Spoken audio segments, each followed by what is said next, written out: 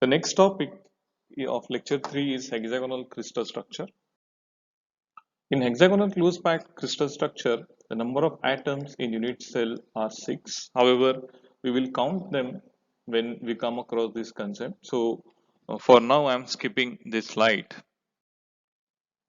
So, this is the crystal structure of hexagonal close packed crystal structure, and you can see that the top view of the hexagonal close packed crystal structure is hexagon, and those are the included angles.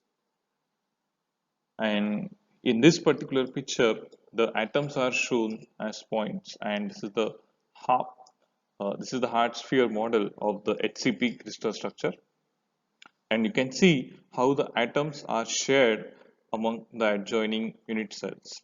Okay, so this corner atom, so all of them are corner atoms in the top plane. There are two planes.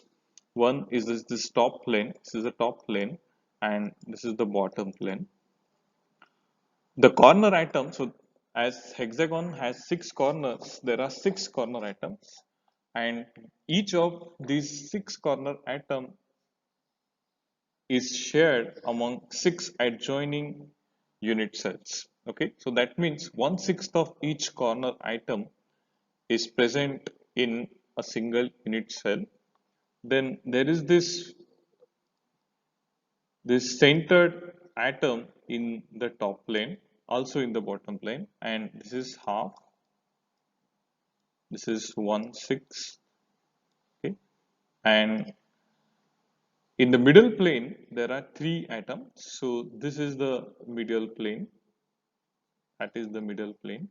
In the middle plane, there are 3 atoms, and these 3 atoms are completely contained by the HCP unit cell. So this is one.